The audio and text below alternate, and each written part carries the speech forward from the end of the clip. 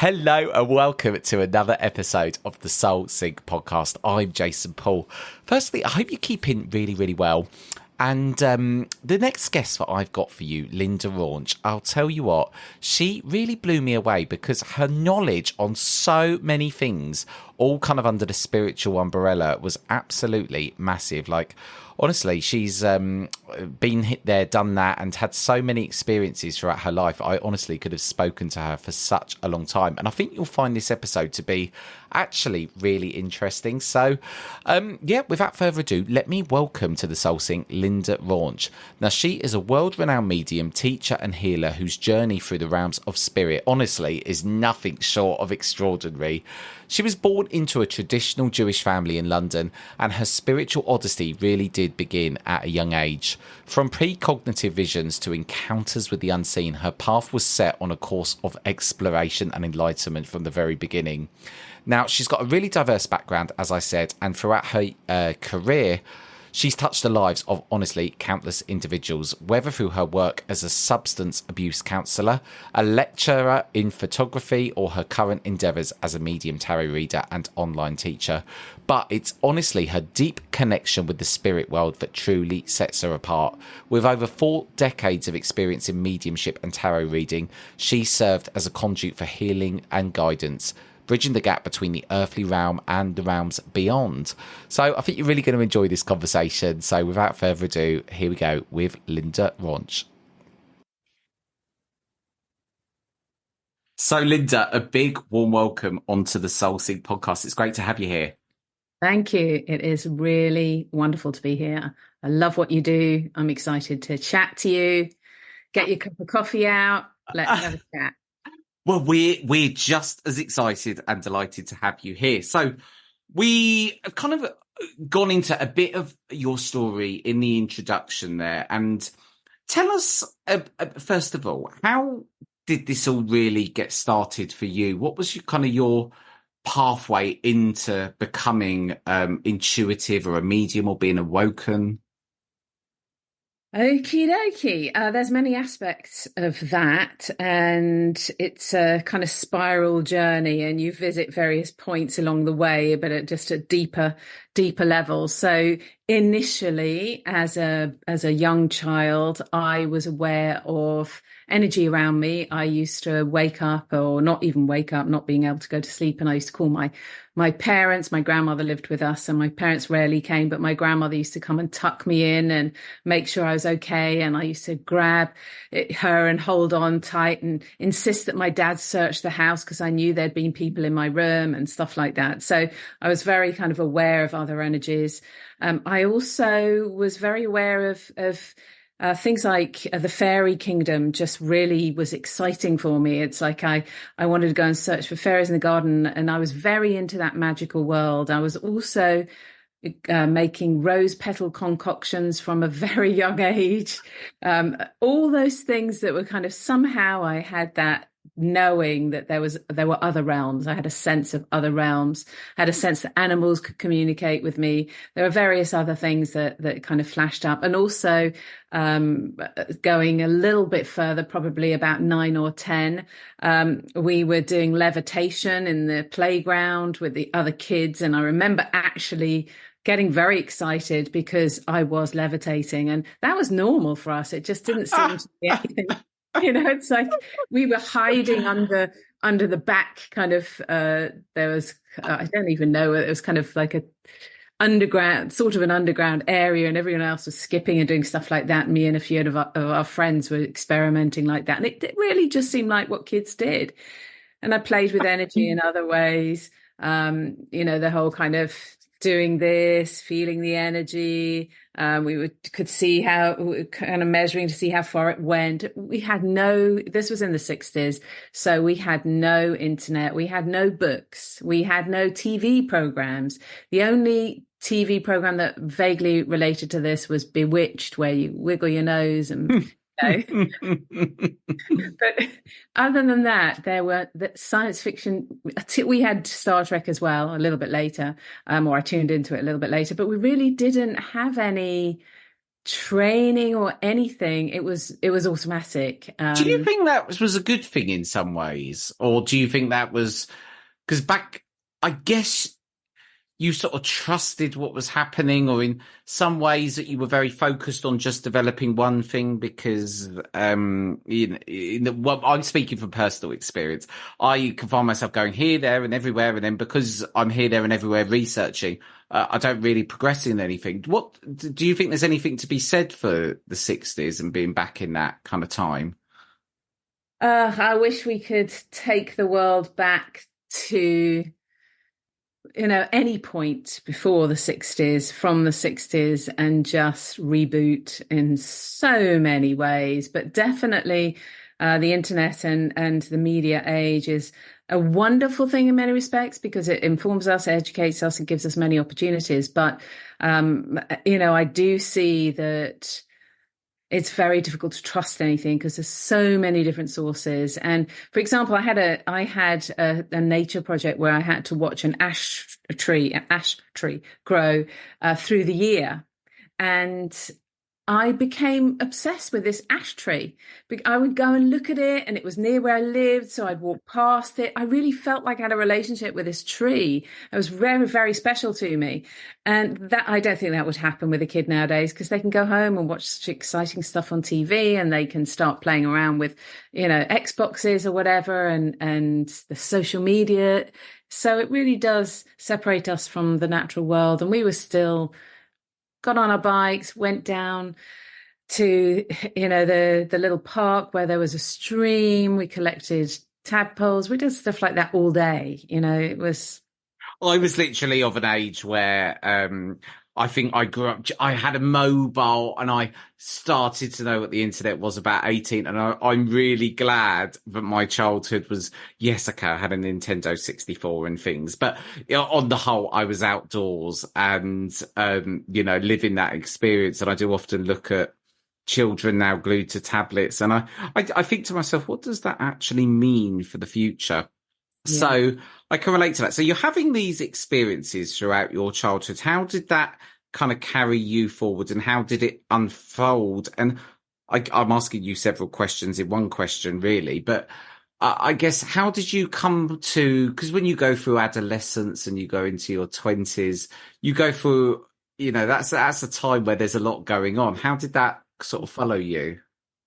So it was interesting because I started to have, around my teenage years, I started to have very, very strong precognition dreams, which were, I think I'd probably always had a few, but never as vivid and scary as they were starting to become. And I'm not sure why that shifted in the way that it did, but it did.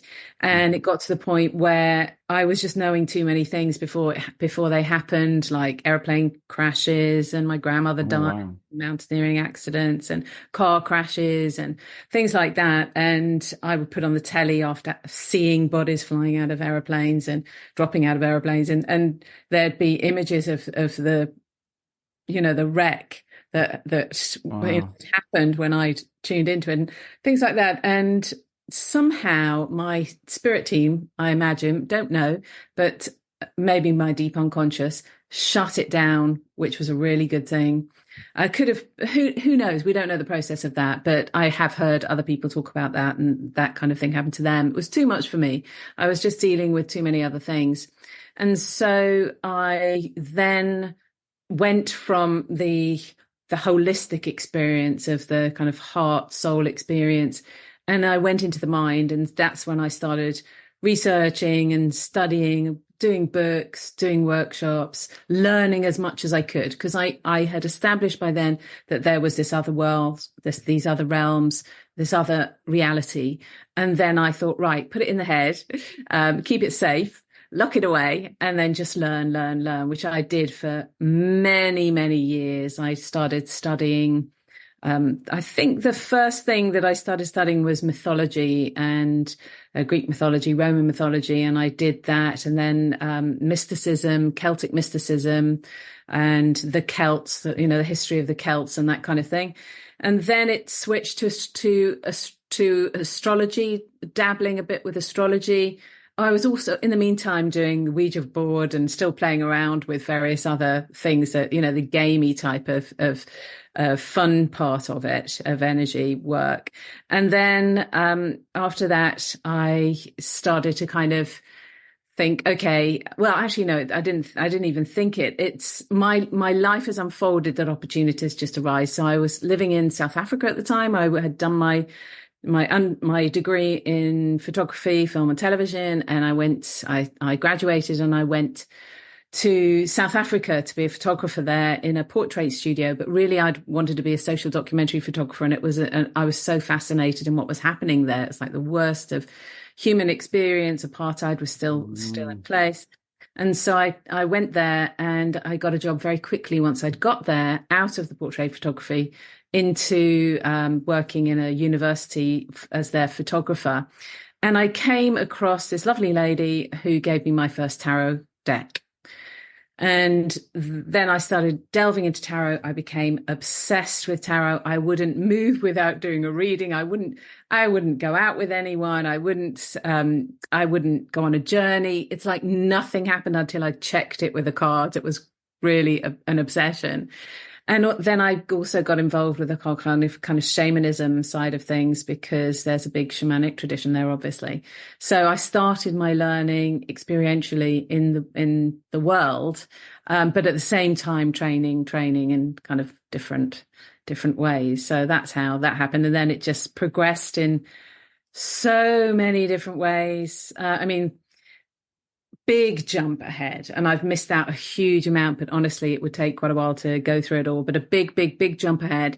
Probably a good 10 years later, I went to live in in San Francisco, and because I went back from South Africa back to England, then to San Francisco, and I ended up doing childcare, looking after this young baby who was about 8 months old.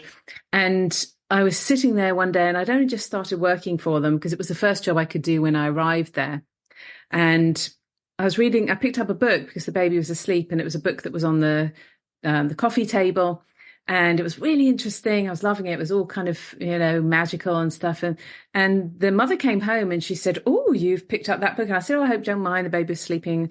No, I don't mind at all. It was written by a woman who's a very good friend of mine, who's in my coven. And her name is Starhawk, and she is a witch.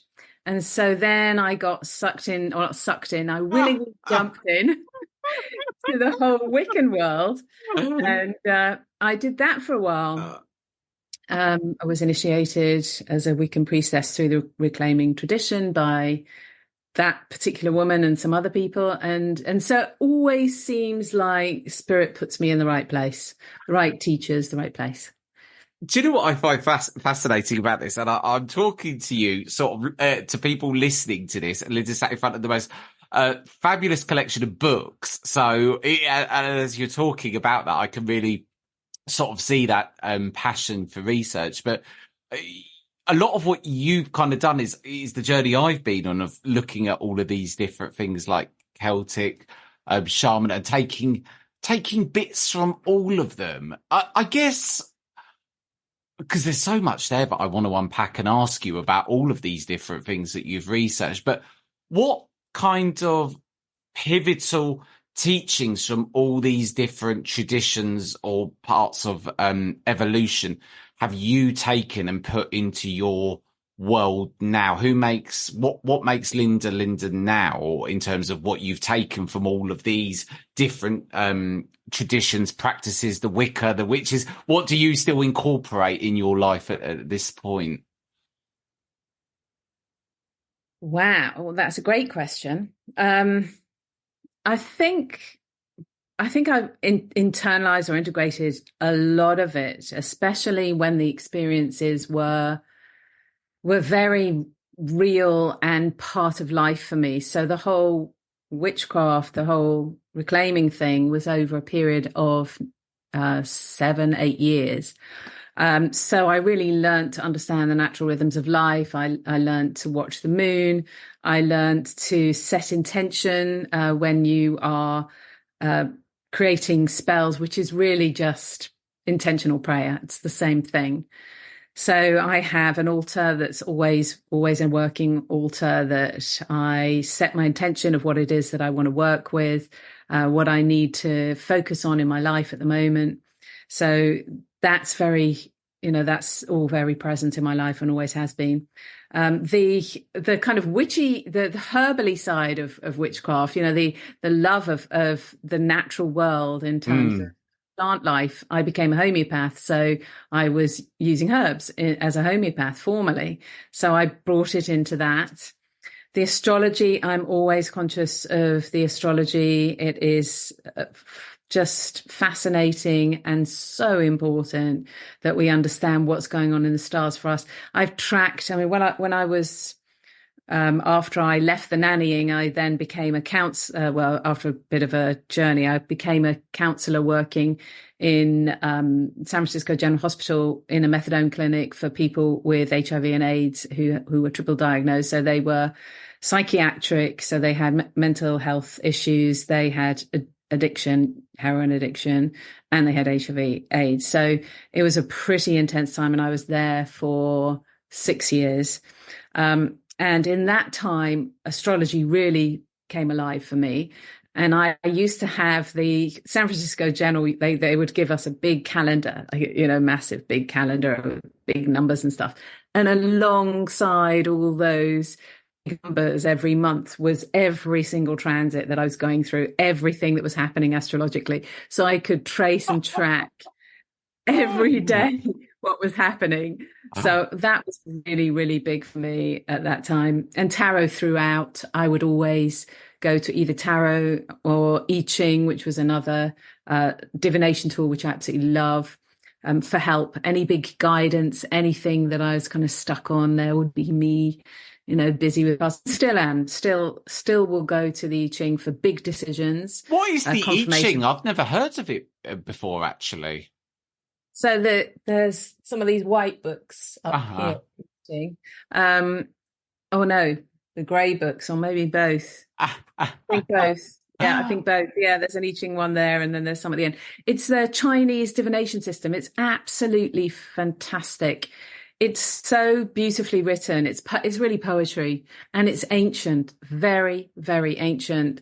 And they used to use I believe it was sticks that you would just drop them in phases of 6, and there's a patterning that you work out.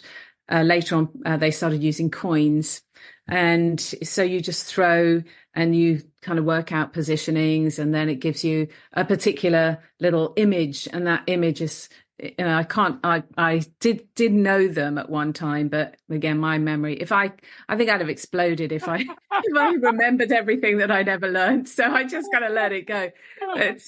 It's like man above mountain, or the river runs smooth. It's like that kind of thing. And it gives you a whole little fantastically, dramatically historical and contextual, culturally contextual a story, and you can see what's happening with your life in terms of that story. So it's really fun.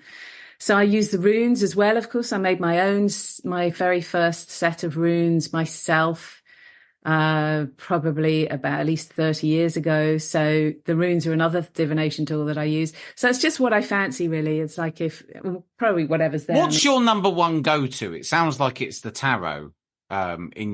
Right, okay. By the indication of you now holding the tarot, you whip that out in mega speed.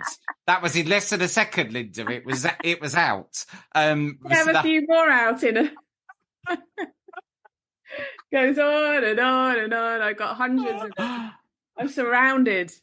So it sounds like you went through this period where you then, like you rightly said, you everything was shut down through one way or another. Yeah. Then you went on this research journey. What point did it suddenly switch back on? Was that consciously, or how did that happen? So I was developing, I believe that Spirit wanted me to really focus on developing my intuitive stroke psychic abilities. I believe it's the same thing. They wanted me to work on that, develop that. So I trained as a counsellor. And that was very much about being able to read people, being able to tune into people, use your intuition, et cetera, et cetera. So that was going on. Then the homeopathy started around the time that my son was born. He's now 23, so quite a long time ago. And at that time, I was, the homeopathy was happening, which is also case taking. So you're problem solving, you're case taking, you're understanding and reading the person. And then I'm very much like a Pac-Man. Do you remember? Well, you probably don't remember, but I remember Pac-Man. Yes. Okay, so I'm like a Pac-Man for information. I've got a lot of planets in my ninth house.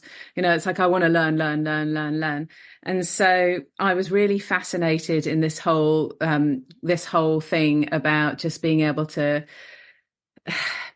understand the world and knowing how to kind of work the world. And so I was learning, as I've said. And then it got to the point that I got a bit bored with life. I kind of I'd done pretty much everything, and it felt like I'd done it. I loads of traveling and et cetera, et cetera.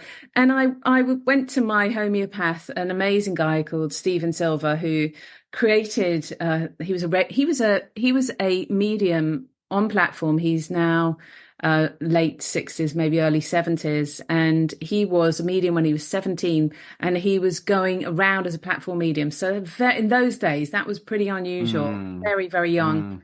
Incredible guy. And he created a machine that makes homeopathic remedies, and he was a very special mentor. And I went to see him and I said, look, I've kind of had it, because I had a lot of visions that never stopped. And I said, look, I've seen Jesus and I've seen Ganesh, and I've seen angels, and I've done this and I've done that and I've done the other. And it's got to the point now that unless God stands in front of me in 3D and speaks to me directly, I'm just not interested anymore. It's like I've done everything and my life feels stagnant. I need something that's going to wake me up and just kind of bring me back into life again. And so he gave me a homeopathic remedy, and he said to me, I love telling this story. He said to me, are you sure you want to take this? And I said, yeah, absolutely. And he said, well, fire will come out of every orifice of your body. Are you sure you want to take this? Yeah. He said, okay, are you ready? Yeah. Open your mouth then. Put this little pill in my mouth. I was like, oh, well, why not? And then literally my life fell apart, absolutely fell apart. It's like, massive bust up with my family members, and, things just dramatically changed. And what was the pill? What? It's a remedy called Ignis, which is fire. Don't take it.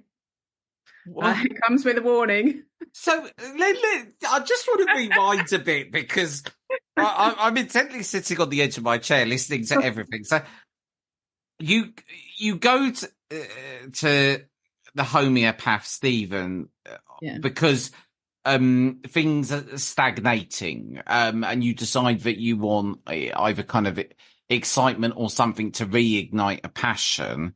So he then suggests, what level of due diligence did you do before taking the pill? Did you just, I'm just wondering how you came to find out about Ignis. Well, I didn't know anything. I knew Ignis, but I didn't know it. I was a homeopath by then, Yes. so it's kind of like I know the power of homeopathy is incredible. It's very subtle. It's very different from psychedelics. Psychedelics just go into your system and they blow your sockets, and you have incredible experiences. Sometimes, not always, and sometimes they can be horrific. Sometimes nothing can happen, but it blows the sockets, and you don't know how you get there. It's like your body doesn't really engage in the process. With homeopathic remedies, your body is given something that it already knows, and it recognizes it's an energy medicine, and it naturally slowly kind of unfolds. So it's not like a 24 hours of stuff that you can't bring back and integrate. Sometimes you can with psychedelics. Very well supported, very well supervised microdosing or whatever in a therapeutic environment where the people absolutely know what they're doing, then I can see its uses, psychedelic uses, definitely. But unfortunately, it's often taken in ways that particularly for sensitive people, they can't manage it and they can't integrate it and they can't kind of bring it back to their daily lives. It goes from, you're suddenly put on, another planet and then you're brought back to Earth. It's like, what am I supposed to do now? But homeopathy unfolds the layers much more gently. So it was a process of about 10 years, I'd say, the whole cycle of that remedy. In fact, the progression, the things that it kicked off. Was it a single pill or was you talking? It was. It was, yeah. And this is in my practice when I've given remedies to people. Now, arnica is the remedy that most people know. So they'll take it for bruising. And it might help a little bit with bruising, or if they're, if they've had a traumatic injury, sometimes it helps with shock, stuff like that. You can take a pill for a cold or any kind of acute condition. But there's another level of homeopathy when I was working as a homeopath, I liked to develop with my patients, where you are just changing that, not you, but the remedies are just changing the whole life. They are basically allowing the soul to come through and express itself fully in ways that the human experience is not allowed and that has kind of constricted. And so it very gently opens up the soul. So there's that whole other way of working, because it's energy. You can make a homeopathic remedy out of a crystal, out of, anything. The North Pole, the South Pole, fire, herbs, plants, anything. You're getting the energy signature of that, whatever it is, and giving it to the human. I heard recently that African ivory is very good for the early stages of dementia. It doesn't cure it, but it slows the progression. So, things like that are absolutely amazing. And I really do believe it's one of the most miraculous medicines we have. And unfortunately, it's been demonized, much like things like witchcraft, which actually is, if it's done properly, is just working with the natural cycles of life in a very beautiful way. But sometimes the world's just not ready for these things.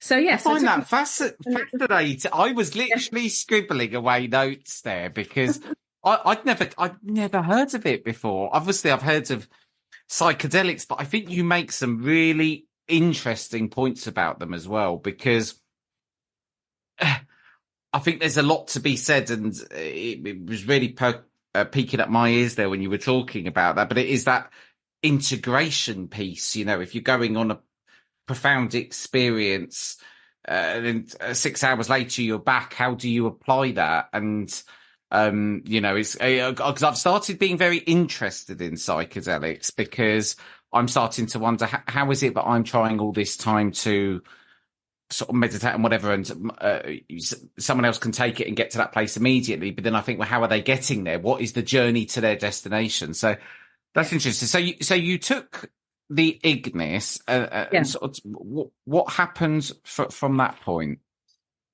So I took the Ignis, and a few things happened. One of the things that happened was a friend of mine, very dear friend of mine, said to me, and I always listened to her when she told me what to do. And she said, look, you've done so much, you've tried so many things, you've been interested in so many things. And the one thing you've never really pursued that is so obvious is mediumship. It's like developing, you've done all the psychic stuff, the stuff with the dad, but you've never worked with the other side of life. It's like, what's going on?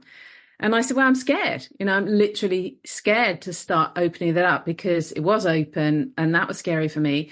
And I just don't know what I'd find. Anyway, so she said, I think you should go to a workshop. So I went to a wonderful workshop with a gentleman who's unfortunately in spirit now, Henry Cummings, who was a wonderful teacher and a wonderful man. And he did a one-day workshop at the College of Psychic Studies. And at the beginning, and doing the intro, he said, what do you think is stopping you from being a medium? Or some questions like that. And I said, I watch The Omen, I know what's out there. It's scary. And he said to me, one of the sentences that probably most changed my life in a way. He said, I don't know your family, but I can guarantee you there are scarier people in your own family than you'll ever meet on the other side of life. I was like, really? Well, that's great. Fantastic news. I'm ready. And then we did a chakra, I don't know what it was, a chakra clearing or a chakra opening, chakra awareness, but some kind of meditation. And when it got to the solar plexus, I just felt some massive opening. And he said afterwards, he said, that was really weird, Linda.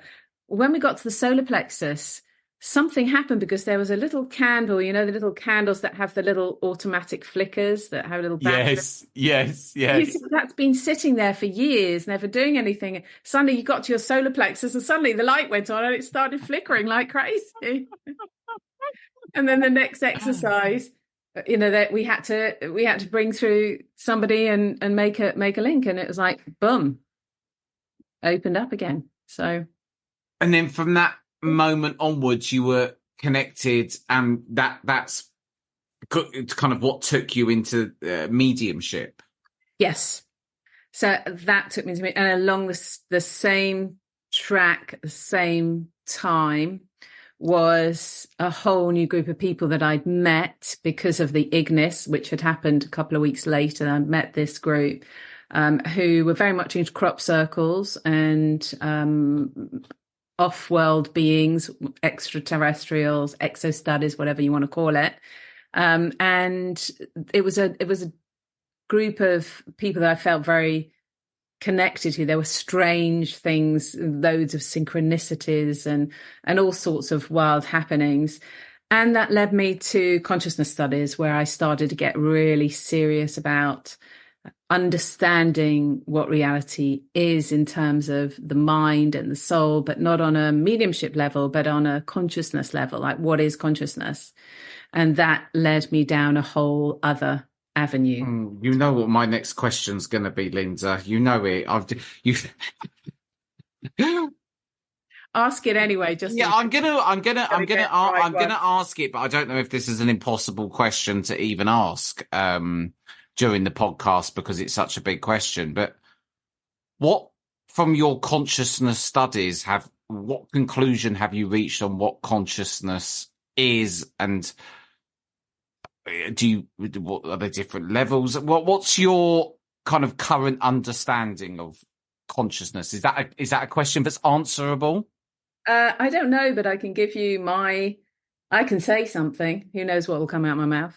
Yeah, well, go. I love the fact that everything you're saying is about research, lived experiences, and I'm just so interested to know what I want to unpack. What's going on?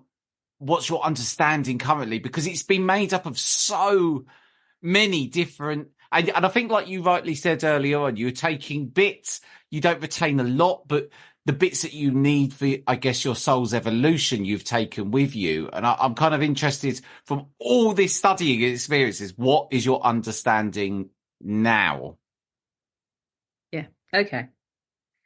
So I'll tell you what happened on the day of my what they call second birth in the one particular tradition that I was in.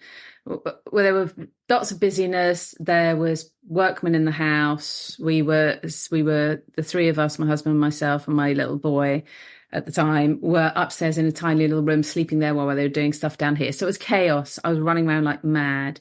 And I had been doing some work on this sense of void. I don't know if you've ever heard about people talking about the void, but there's this thing that happens in some people with a psychedelic experience, deep meditation or whatever, where you have this feeling that there's absolutely nothing there, that there really is nothing, that we don't exist, and there's that feeling of the void. And so I'd been doing some work on that, but not really paying much attention to it. And I was in the bath, having a bath, and so busy, wasn't really thinking. My mind was sort of elsewhere, and I saw a squirrel at the bottom of the bath, just sitting there with an acorn. And that wasn't unusual to see something, a little vision like that out of the blue. But I just kind of was looking, wasn't thinking. And then all of a sudden, I felt like my head no longer existed and that I was part of everything. So what you and some other people have heard of this idea that we're connected to everything. That connectedness was absolutely embodied. It was a feeling that I understood and lived experience, as you said. And also this sense of onlyness. There is only this, there is only this fluid experience of absolutely everything in one. So it's only, the world is only this. And it was strange. I just went about my day and just carried on. But I felt much more connected. And so I realized, in terms of shortcutting to your answer, is that I realized that there is a lot more to this than I thought there was. We are all capable, every single one of us is capable of experiencing that absolute connectedness. We just kid ourselves that we can't. In the same way we kid ourselves that we can't hear spirit. It's just the human mind messing with us, or structured in a way that limits us. When you take those safety wheels off the bicycle, you just literally are in this, it's the thing about being in the moment, but you're in the moment inside of everything and nothing all at once. So it's impossible. People talk about it. You can point at it. You can try and talk about it, but it's very difficult because it's something you have to experience. You're trying to put something up that's not humanly or physical into physical language. It's just you just have to be very good at using adjectives, don't you, to try and describe this, I guess. You said that everyone is capable of experiencing this, but it's the human mind that gets in the way, which I can definitely relate to. What would you say is the determining factor of someone being capable when experiencing it? What does one need to do to kickstart the process, so to speak? What, from all of your years of experience? I don't think there's anything you can really do. You can make yourself more available to it, but I think it's either going to happen or it isn't. I know people who have done very deep meditation for most of their lives and have never reached a point of really understanding or experiencing what I experienced. And I'm not saying that's only one level, because I think you go through deeper and deeper levels of that. It's almost like, how much do you want to expand? How much do you want to hold of reality? Because it's quite intense. It then becomes quite painful. It's like, wait a minute. What about the human? What about the me? What about the marriage? What about being a mother? Suddenly all those things have different meaning to you. And that's really hard to live as a human when you kind of have a different understanding. And so it's what you want to allow in. It's where your soul is. It's what you're meant to experience. I know if I look back and I trace back, there was a definite journey that I was being guided. There's no question. I would always fall into the right place, the right teachers at the right time. I was always given those opportunities, and it was just my lifetime to do that. At this. Do you think that's because you've always been listening to your intuition from a very young age? Do you think it's these opportunities were put in front of you, or do you think it's because you've been listening to that, it seems, since day dot? I have. I also think it's partly epigenetics, like the trauma in my family line that has created a hypervigilance in me. Mm-hmm. So I was awake before, I was awake in a way. The minute I was born, I was watching everything and observing because of the trauma in my family. And so, and there is that connection with trauma and mediumship or psychic abilities. So I think I was watching for that reason. If you look at my chart, you'll see my astrological chart. You'll see that, there's a lot of that going on anyway. So that was the map I was born with. So I think it was destined. I think it was destiny. I think it was what was supposed to happen. And if everybody can live a life of meaning and satisfaction and connection. Everybody. And what happens to them along the way, whether it's the experience of consciousness or whether it is, being able to make a link or whatever it is, it's powerful. There's no hierarchy here at all. It's just different strokes for different folks. And so it's just about being able to say, okay, I'm going to say yes to taking risks in terms of my development. And way back when, Henry Cummings said to me in College of Psychic Studies, one of the most important things in mediumship development or psychic development is to be brave. And you have to be brave. And you have to come to a point where you accept and trust that spirit is there guiding you. I've had an incredible dream life where I've had amazing things that have happened to me, guiding me in dreams. So maybe I was more aware of that, and somebody else might have had that dream but not been aware of it.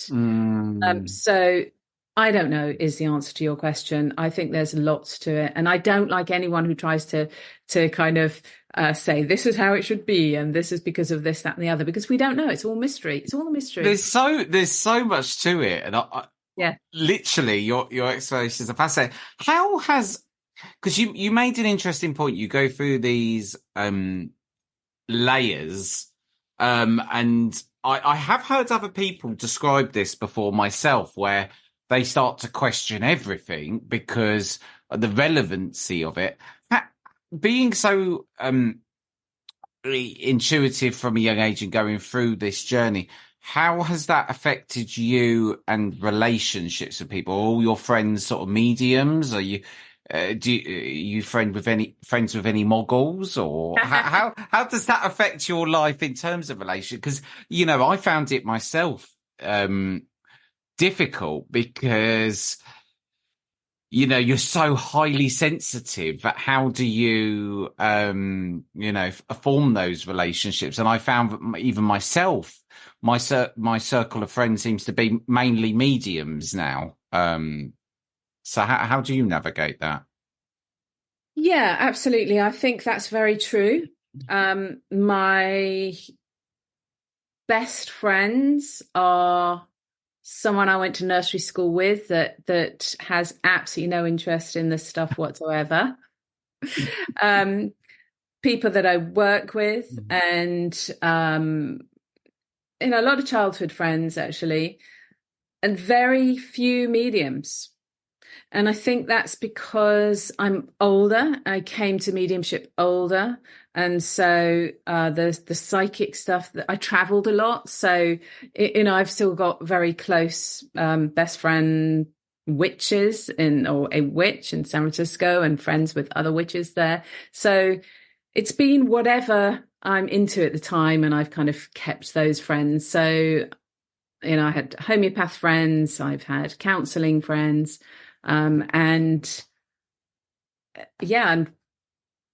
I understand what you're saying, and I completely agree with you. It is difficult because we speak a different language and we have a different idea of the world. And I've been very good at camouflaging myself. I had to, when I was doing homeopathy, because homeopathy is so demonized that if you bring any crystals into it, or anything woo-woo, as we call it, into it, they're not going to take you seriously. So all these books for years were in boxes, and there were just white cupboards in my treatment room where I'm sitting now. And that was it. It was very clinical, very doctory, and I had to be that way, and I had to be very careful about the way I presented things. It was very much about physical ailments, but in the background I'm doing other stuff, medical intuition, checking out what's going on and giving them remedies that I know will open them up. And several months later they're coming in and asking me about, I'm really interested in mediumship, do you think there's anything to that, or whatever. So people would kind of open up, but I've been very good at hiding myself. And I think that's because I have had past lives, as at least one that I had a very strong recollection of as being burned at the stake, of putting your head above the parapet. You have to be really, really careful, because people do not like it for various different reasons. Cassandra Complex is a great book I read many years ago about how it's a Jungian analysis book related to Jungian analysis about how people who see the truth get treated really badly. And I've always been a truth teller. It's like I've always seen the truth in other people because I've been sensitive and Why do they get treated badly? because people don't want to know the truth. Oh, it's that simple, Linda.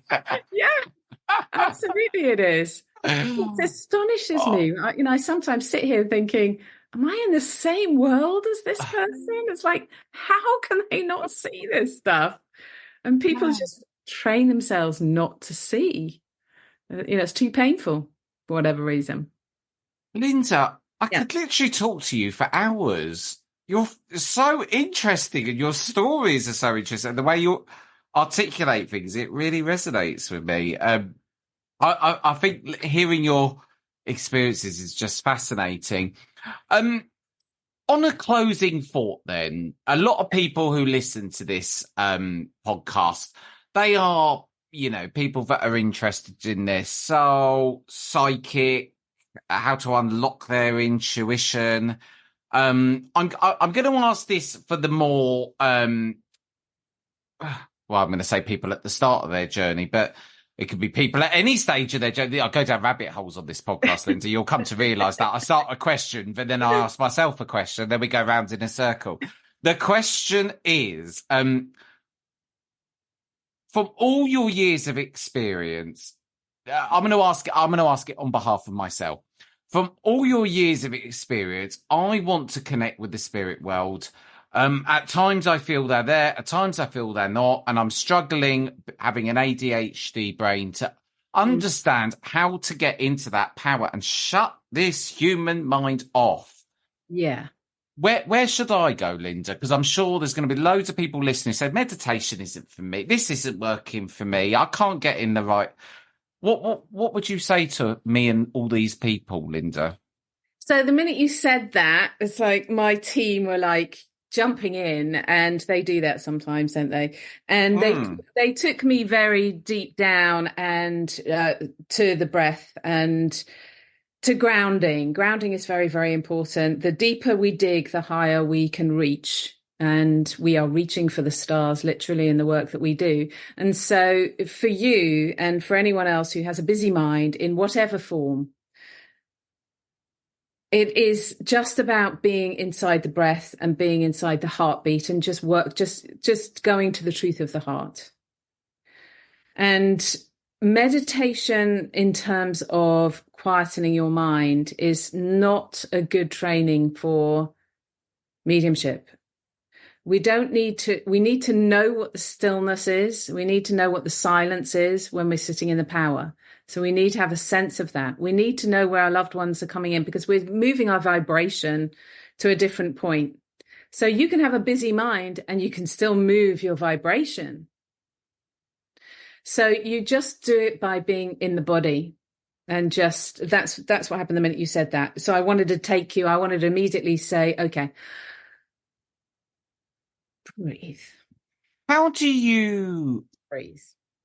I love that. Honestly, it blew me away. I couldn't stop writing notes, Linda.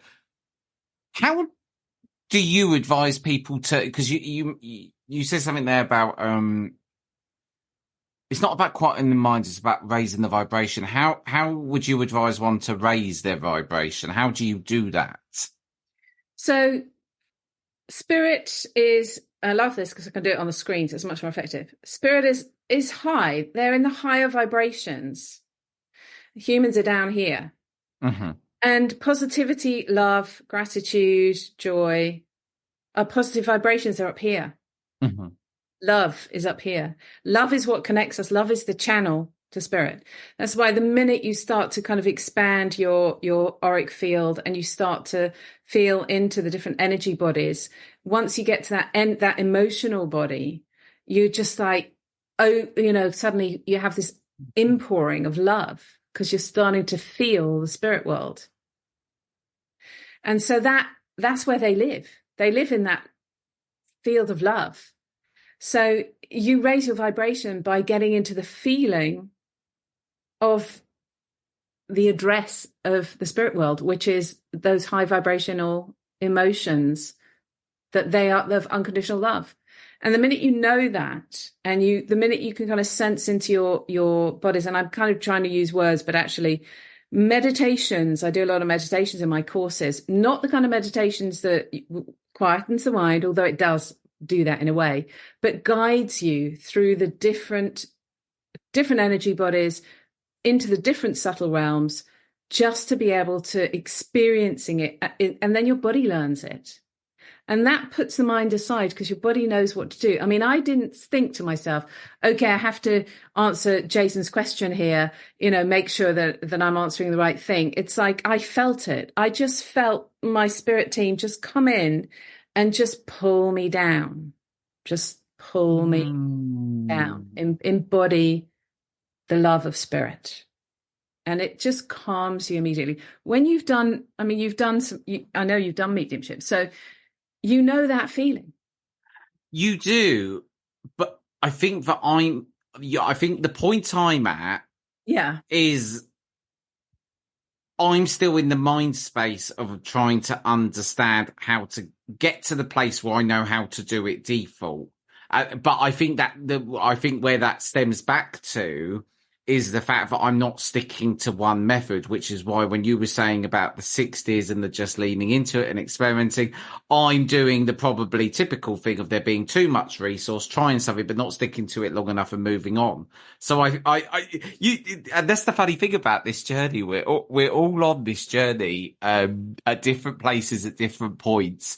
And sometimes no matter what you're told, you have to come to realize it and experience it yourself, because some things will resonate, some things won't stick, some things you won't take in because you're not in the right place. And then sometimes I find myself looking back at my notebook, and I'm sure I'm going to do this, and I'll say to myself, that thing Linda said is profound. Where was that? And it just hits me at that moment. So you do go, it's funny when you say a lot of this, because a lot of it does resonate because it's kind of lived experience. But the thing is that what happens with the mind, the bit about the mind that's problematic, is that that link, that feeling. They probably come through. You probably start to get the feeling from behind, right? I do. Yes, I do. Okay. So when they come close, right?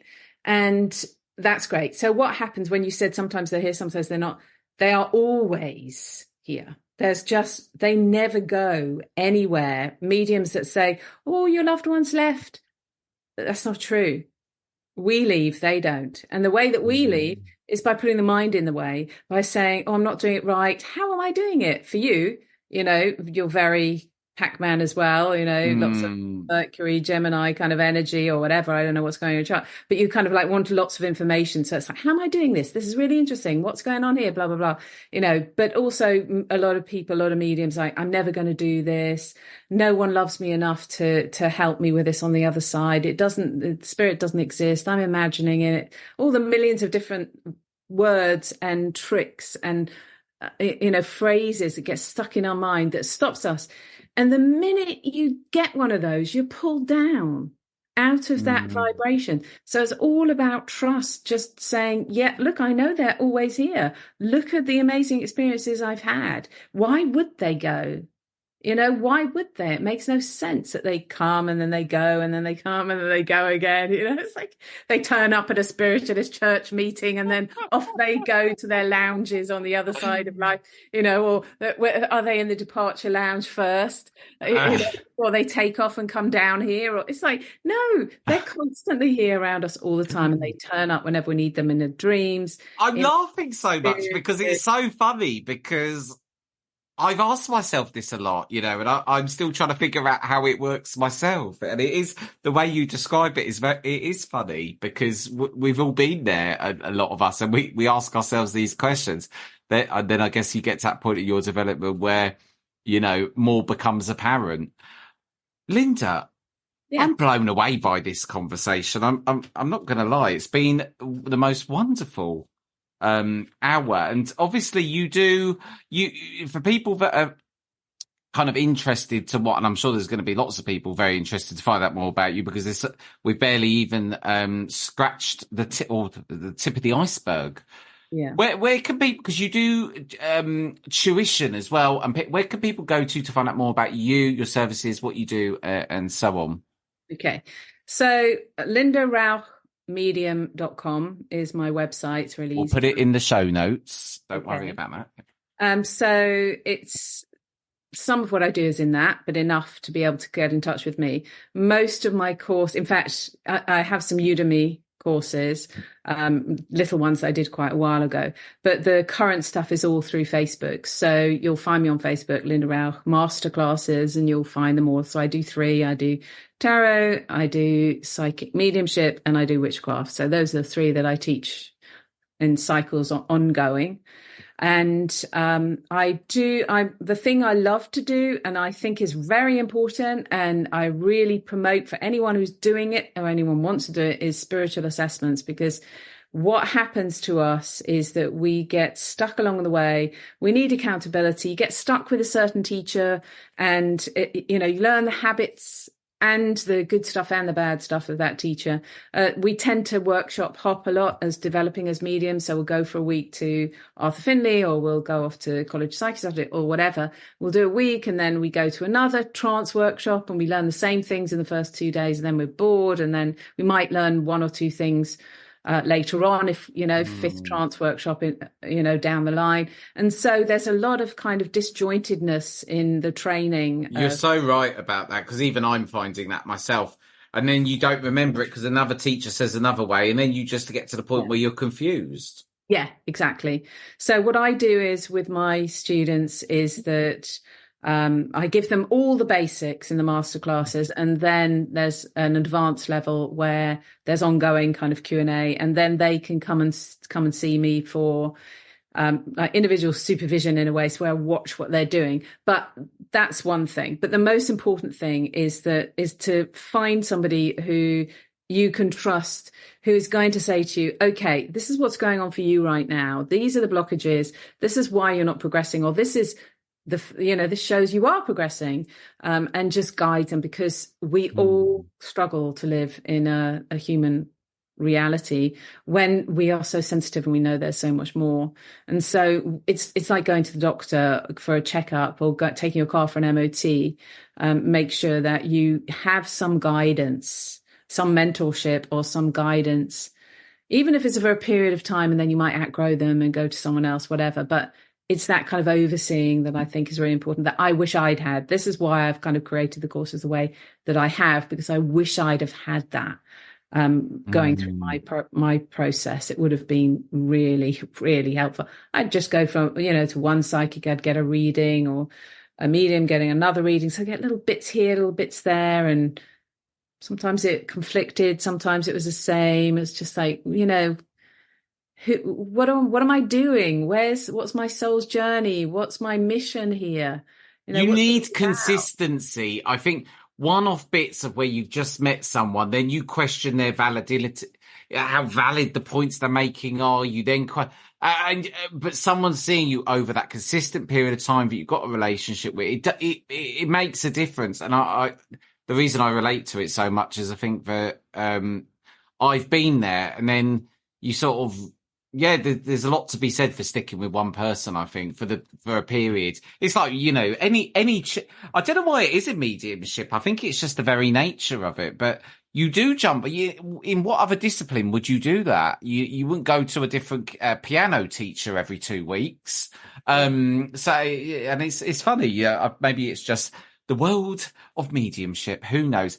Linda, thank you so much. I've honestly enjoyed the conversation so much, and I'm sure everyone listening has enjoyed it as much. And if you do want to find out more about Linda, just go to the show notes of this episode, where you'll be able to connect with Linda, find out about what she's doing on Facebook and her courses and so on. Linda, thank you. Pleasure. It was really great. I loved it. I love talking about myself. So, anytime, just bring me on, put me in front of the camera, and I'll just go. Well, honestly, we've barely scratched the tip of the iceberg, so I see that being such a realistic prospect in the future. Linda, thank you. No problem. Fantastic. Thank you so much. Thank you for joining me on this enlightening episode of Soul Sync. Do remember, if you go over to my YouTube channel, just search Soul Sync Jason Paul, you can see my progress with my own mediumship. So if you're interested in mediumship, I myself am developing in that regard. You can get all of the highs, lows, challenges, tribulations along the way over on my YouTube channel. And if you just subscribe, then you'll know when the latest video is out. That's all for this edition. Thanks for joining me on the Soul Sync. As always, lots of love. Goodbye.